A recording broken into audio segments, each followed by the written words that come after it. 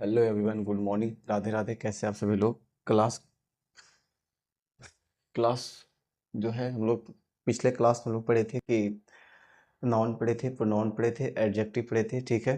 But हम लोग उससे आगे बढ़ेंगे, कहानी की शुरुआत करने करने जा रहे हैं। कहानी की शुरुआत यही होगा कि जैसे हम लोग शुरू में पढ़े थे ग्रामर क्या है, फिर लैंग्वेज क्या था, लैंग्वेज के बाद हम लोग पढ़े थे कि ग्रामर हुआ, लैंग्वेज हुआ, लैंग्वेज के बाद में हम लोग वर्ड पढ़े थे, वर्ड के बाद में एक यूनिट्स आया था। यूनिट्स हमें इंडिकेट किया था कि यूनिट्स जो होता है इसे हमें तोड़ने का काम करता है पार्ट्स ऑफ स्पीच में। पार्ट्स ऑफ स्पीच में संख्या कितने होते हैं भाई? तो 8 होते हैं। कितने होते हैं? 8।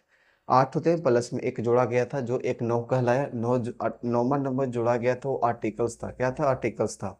बट हम लोग को पढ़ना है आज के नाउन प्रोनाउन एंड नाउन को बारे में। हम आप लोग को बताए थे कि नाउन जो होता है एक नेमिंग वर्ड होता है, हमें लंबा चौड़ा भाषण को याद रखना नहीं है। नाउन हो गया था। प्रोनाउन के बारे में हम ये बताए थे, प्रोनाउन जो होता है वो क्या करता है? रिप्लेसेस इस नाउन को रिप्लेस करने का काम करता है।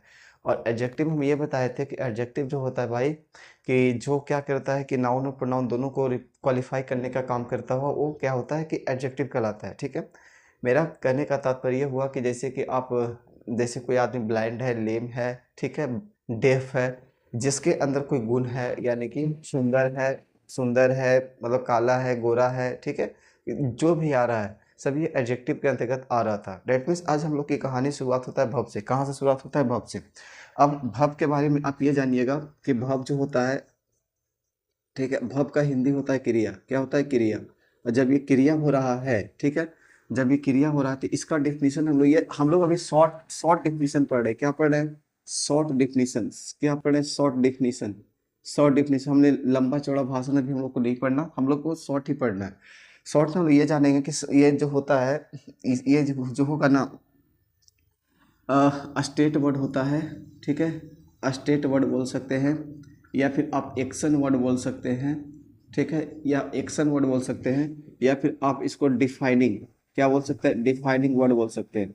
ये सब किसके अंतर्गत आता है? इसका डेफिनेशन आपसे कोई पूछेगा कि verb का क्रिया, ये क्रिया का क्या बताइए, परिभाषा बताइए, यानी verb का डेफिनेशन बताइए। तो आपको ही बताना है कि कोई जो स्टेट वर्ड के रूप में काम कर रहा हो, वो एक्शन वर्ड के रूप में काम कर रहा है या डिफाइनिंग वर्ड के रूप में काम कर रहा है, वो verb कहलाता है।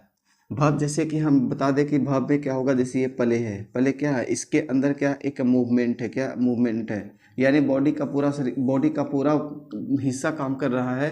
वो क्या होगा कि स्टेट वर्ड होगा। चलना फिरना, टहलना, घूमना, कूदना, फाड़ना, ये सब किसके अंतर्गत आएगा? तो verb के अंतर्गत आता है। verb के बाद हम लोग पढ़े थे एडवर्ब। क्या पढ़े थे? एडवर्ब। एडवर्ब जो होता है क्रिया विशेषण होता है। क्या होता है? क्रिया विशेषण। ये क्रिया विशेषण के अंतर्गत जब हम लोग पढ़ते हैं तो क्रिया विशेषण होता क्या है ये जान लीजिए। क्रिया विशेषण होगा होगा कि जो क्या करता है कि क्वालिफाई करने का काम करता है किसको? भव को। किसको क्वालिफाई काम करेगा? भव को। देखिए ये काम करता है किसको? क्वालिफाई। क्वालिफाई अ भव, या में आप जान लीजिए ये एडजेक्टिव को भी क्वालिफाई करेगा। किसको क्वालिफाई करेगा? एडजेक्टिव को। किसको? एडजेक्टिव को। ये एडजेक्टिव को भी क्वालिफाई करने का काम करता है, ठीक है। आपको लग रहा होगा कि नहीं, सिर्फ ये वर्ब जो एडवर्ब जो है सिर्फ वर्ब को क्वालिफाई करेगा, लेकिन नहीं, ये किसको क्वालिफाई करने का काम करेगा? एडजेक्टिव को भी क्वालिफाई करने का काम करेगा। जैसे हम बोले ही सा, सी सा राधा, ठीक है, ये एग्जाम्पल हुआ। आप देखिएगा इस एग्जाम्पल में क्या सही है क्या गलत है। पहला एग्जाम्पल, दूसरा एग्जाम्पल लिख रहे हैं। दूसरा एग्जाम्पल हमारे पास ये है। दूसरा एग्जाम्पल है सी डांस वेल। देखिए पहला एग्जाम्पल जो गलत है, ठीक है। दूसरा एग्जाम्पल के बारे में जानिए। पहला एग्जाम्पल ये हमारे पास क्या रहा? प्रोनाउन रहा। क्या रहा? प्रोनाउन रहा। डांस जो हमारे पास क्या है? डांस जो है हमारे पास एडजेक्टिव है, ठीक है। डांस क्या है? एडजेक्टिव का काम कर रहा है। एडजेक्टिव है या फिर वर्ब है? क्या है? आप ही बताइए, एडजेक्टिव या वर्ब है? ये क्या होगा? वर्ब होगा। क्या होगा? वर्ब है, ठीक है। और जब ये वर्ब है तो जो इसको क्वालिफाई, ये इसको इसके बारे में बता रहा है, तो ये आपके पास क्या होगा? एडवर्ब होगा। क्या होगा? एडवर्ब होगा। अब जानिए कि सी डांस वेल जो है किसके बारे में सब गुण बताया गया है? तो ये इसके बारे में बताया। किसके बारे में? इसके बारे में, सी के बारे में बताया गया।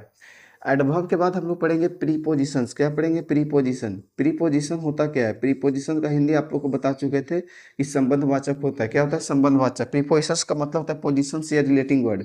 Position, positions word, position word, या फिर आप बोल सकते हैं रिलेटिंग वर्ड। क्या बोल सकते हैं? रिलेटिंग वर्ड, पोजीशन वर्ड या फिर रिलेटिंग वर्ड बोल सकते हैं। यानी कि कहने का मतलब है कि पोजीशंस वर्ड या फिर रिलेटिंग वर्ड में ये हम लोग जानेंगे कि जैसे कि यहाँ पे एग्जांपल है, the book is the table. क्या है? The table.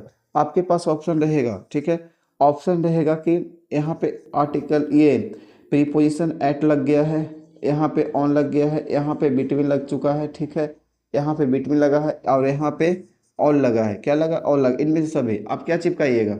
यानी कोई टेबल है, इस प्रकार का टेबल है, ठीक है, इस टेबल पे क्या है कि जैसे कोई बुक रखा हुआ है, तो बुक रखा हुआ तो इसके टच में होगा ना, तो टच में होगा तो प्रीपोजिशन क्या आएगा? ऑन आएगा। क्या आएगा? ऑन आएगा। तो इस प्रकार से हम लोग को प्रीपोजिशंस के बारे में भी पढ़ना था।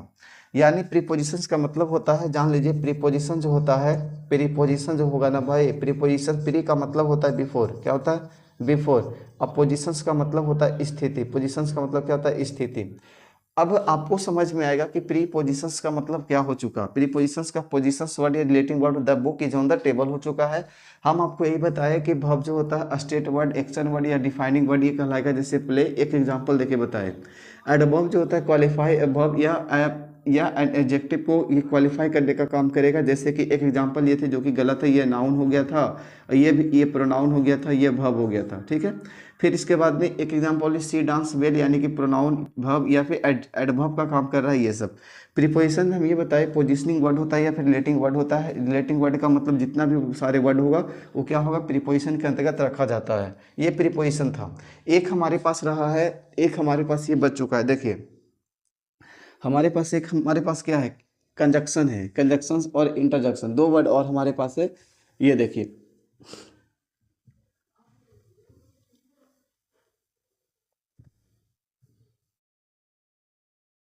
देखिए हमारे पास है कंजक्शन। आप कंजक्शंस के बारे में क्या बताइएगा? कंजक्शंस का मतलब होता है भाई कनेक्टिंग वर्ड। क्या होता है? That means connecting word. Short definition आप याद रखिए, ये क्या कहलाएगा? कनेक्टिंग वर्ड कहलाएगा। क्या कहलाएगा? Connecting word. अब कनेक्टिंग वर्ड कहला रहा है तो दो व्यक्तियों को जोड़ने का जो काम करता है वो क्या कहलाता है? कनेक्टिंग वर्ड कहलाता है। या फिर हम इसी को क्या कहते हैं? ज्वाइनिंग वर्ड कहते हैं। क्या कहते हैं? ज्वाइनिंग वर्ड कहते हैं। इसी को क्या कहते हैं? ज्वाइनिंग वर्ड कहते हैं। यानी जैसे हम बोले एग्जाम्पल में, राम एंड सीता, दो आदमियों को जोड़ा, आगे कुछ वर्ड होगा, जुड़ चुका है, ठीक है। ये हो गया कंजक्शन। कंजक्शंस के बाद में एक हमारे पास वर्ड आता है इंटरजक्शन। एक हमारे पास है इंटरजक्शन। अब इंटरजक्शंस का मतलब क्या कहलाएगा?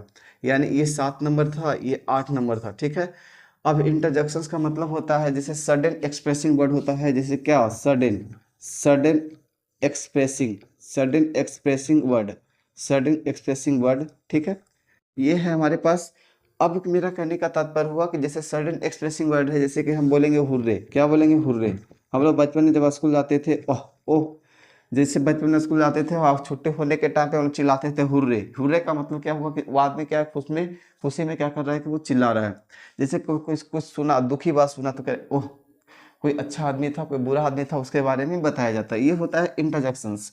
एक 9 नंबर पे हमारे पास है आर्टिकल। क्या है? आर्टिकल। क्या है? आर्टिकल। आर्टिकल जो होते हैं, आर्टिकल होंगे, ए होंगे, एन होंगे या फिर द होगा। क्या होगा? द होगा। ये ये भाग जो है दो पार्ट में टूटता है। एक ये पार्ट टूटता है अकेला, एक ये पार्ट टूटता है। तो इस प्रकार से क्या है कि हमारा ये शॉर्ट डिफिनीशन जो था खत्म हो चुका है। अब हम लोग लॉन्ग डिफिनीशंस की तरफ धीरे धीरे आगे बढ़ेंगे, ठीक है।